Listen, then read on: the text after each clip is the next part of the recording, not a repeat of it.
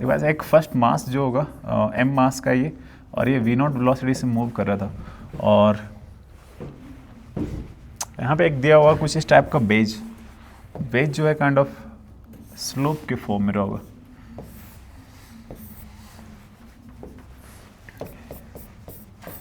सोच पर ऐसा स्लोप है, एंड इसका मास जो दिया हुआ कैपिटल एम रहा होगा, और ये इनिशियली रेस्ट में होगा।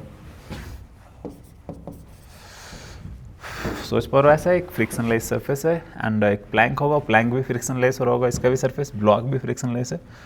इनिशियली ब्लॉक जो है वी नॉट वेलोसिटी से मूव कर रहा था एम मास का, एंड ये क्या हो रहा है कि जैसे ही इसकी तरफ टेंड करना शुरू करेगा, इसके ऊपर ये स्लाइड ओवर करना शुरू करेगा, कुछ टाइम के बाद क्या हो रहा होगा, ये जो बेज होगा इसके ऊपर ऐसा ब्लॉक आने की कोशिश करेगा, मे भी ब्लॉक यहाँ पे जा सकता है।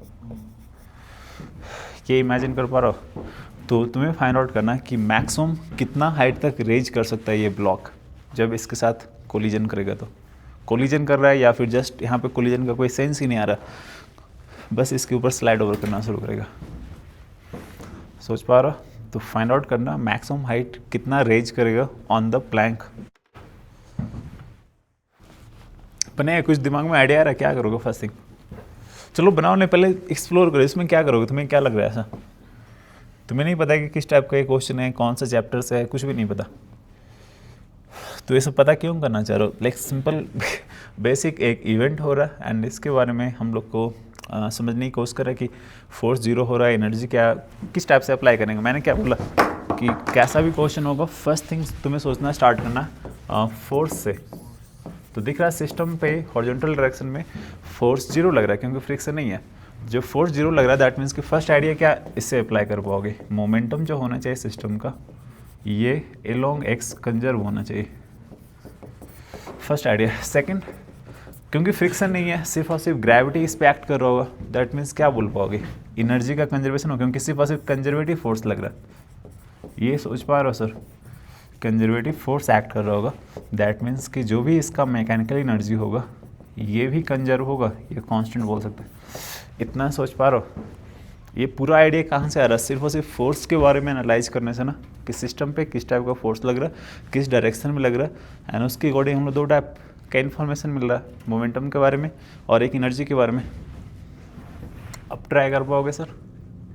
एंड एक चीज़ और सोचना, लो सर इधर, कि ये ब्लॉक अगर इस पर स्लाइड ओवर करने की कोशिश करेगा तो मैक्सिमम हाइट रीच करने का क्या मतलब रहा होगा? जस्ट इमेजिन करो, जैसे ही इसके तरफ आएगा तो इसका कुछ मोमेंटम इसके पास ट्रांसफर होगा, तो ये भी सर्टेन वेलोसिटी से मूव करना स्टार्ट करेगा और ये भी मूव करना स्टार्ट करेगा, और इसके पास सम वर्टिकल कंपोनेंट होगा, वर्टिकल से ये काइंड ऑफ ऊपर भी जाता रहेगा, साथ में बेज के साथ ऐसा हॉरिजॉन्टल भी आ रहा होगा। सोच पा रहे हो? तो ये तो श्योर हो रहा होगा ना कि ब्लॉक के पास जो भी हॉरिजॉन्टल कंपोनेंट होगा ये बेज का वेलोसिटी के बराबर होगा, क्योंकि दोनों साथ में टुगेदर एज मूव कर रहा होगा।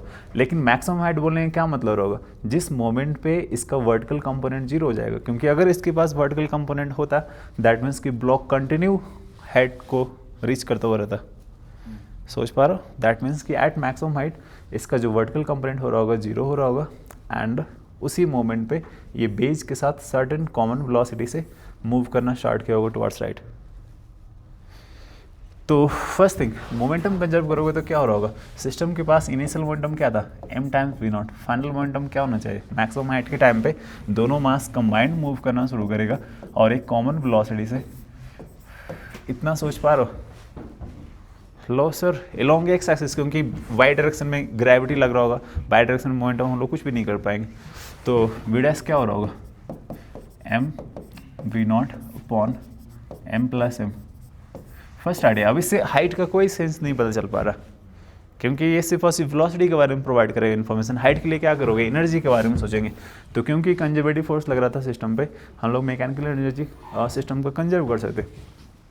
तो सिस्टम का इनिशियल एनर्जी कितना रहा होगा? सिर्फ पार्टिकल मूव कर रहा था t इक्वल टू 0 टाइम पे, दैट मीन्स इसके पास half m v not square रहा होगा। और अगर इसी सरफेस लेवल का एनर्जी अगर जीरो मान ले, potential energy level, that means कि इसका t इक्वल टू 0 टाइम पे एनर्जी जीरो रहा होगा, पोटेंशियल एनर्जी। सोच पा रहे हो? क्योंकि जब भी कोई पार्टिकल होगा उसके पास काइनेटिक होगा प्लस पोटेंशियल होगा। पोटेंशियल किस पे डिपेंड करता है? रेफरेंस लेवल पे।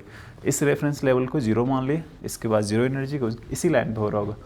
और जब ये फाइनली इसके साथ कॉमन वेलोसिटी से मूव करना स्टार्ट करेगा तो हम लोग मान लेते हैं एच मैक्स जो हो रहा होगा h4 होगा, तो उस मोमेंट पे क्या हो रहा होगा, ये जो ब्लॉक है उसका सम एनर्जी हो रहा है पोटेंशियल के फॉर्म में इसके रेफरेंस में, क्योंकि अपर गया होगा पॉजिटिव mgh हो रहा होगा, प्लस सिस्टम क्योंकि साथ में सम वेलोसिटी से मूव कर रहा है तो सिस्टम के पास एक एक्स्ट्रा काइनेटिक एनर्जी आ रहा होगा v डैश का स्क्वायर।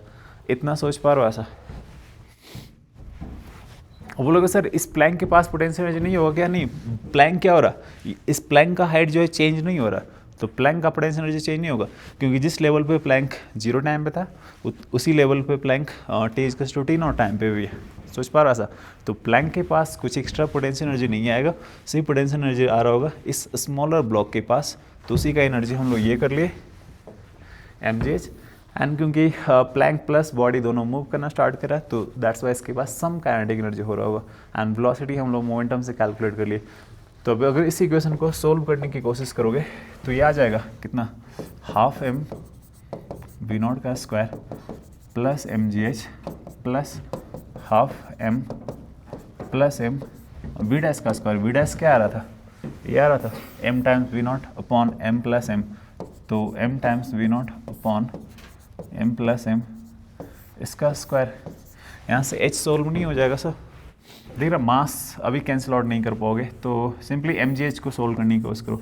mgh करने के लिए क्या करना पड़ेगा, इस टर्म को इधर लाना पड़ेगा, तो half m v0 square minus half, इसको मैं स्क्वायरिंग कर दे रहा हूँ अभी के लिए, तो चलो अभी के लिए नहीं कर रहा हूँ मैं, फिर बोलोगे सर कहाँ से ऐसा हो गया, m square v0 square m plus m का स्क्वायर, एक पूरा टर्म इससे कैंसिल आउट हो जाएगा, ये सोच पा रहा था। इसका m यहाँ से भी एक कैंसिल आउट हो जाएगा, तो सिंपली क्या बच रहा होगा, gh is equals to half, और ये v0 स्क्वायर बच रहा होगा माइनस हाफ बच रहा होगा, और ये क्या बच रहा होगा, m टाइम्स m अपॉन कुछ ऐसा बच रहा होगा इंटू v0 का स्क्वायर बच रहा होगा। सोच पा रहे हो, क्योंकि एक टर्म कैंसिल आउट हो गया।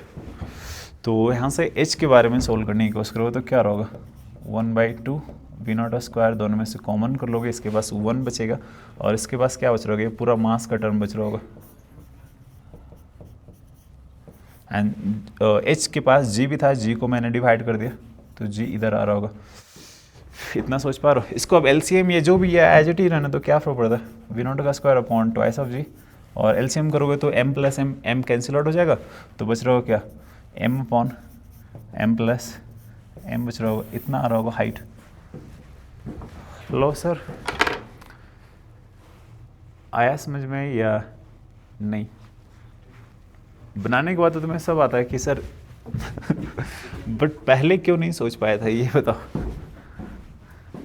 मैं क्या बता रहा हूँ, किसी भी सिस्टम के बारे में सोचना स्टार्ट करना, फर्स्टली सिस्टम पे फोर्स ऑब्जर्व करने की कोशिश करेंगे कि किस टाइप का फोर्स लग रहा है, किस डायरेक्शन में लग रहा है, एंड फोर्स के अकॉर्डिंग हम लोग नेक्स्ट कंक्लूजन पे रीच करते हैं क्या, कि अगर फोर्स 0 होगा मोमेंटम कंजर्व में भी कर सकते हैं। नो आइडिया कि मोमेंटम कंजर्व होगा ऑलवेज नहीं होगा, जस्ट हम लोग ट्राई करना चाह रहे हैं। तो क्योंकि फोर्स 0 है तो यहाँ से यहाँ पे कंजर्व कर सकते हैं। समटाइम्स अगर फोर्स 0 नहीं होगा मोमेंटम कंजर्व नहीं होगा, लेकिन तुम्हारा माइंड जो है सोचना स्टार्ट करेगा किसी पर्टिकुलर पॉइंट से ना, एंड देन आफ्टर फोर्स के बारे में देख रहे हैं, एक और बिहेवियर हो रहा है, फ्रिक्शन वगैरह नहीं है, सब कंजर्वेटिव फोर्स लग रहा है, दैट मीन्स एनर्जी के बारे में भी हम लोग सोच सकते हैं।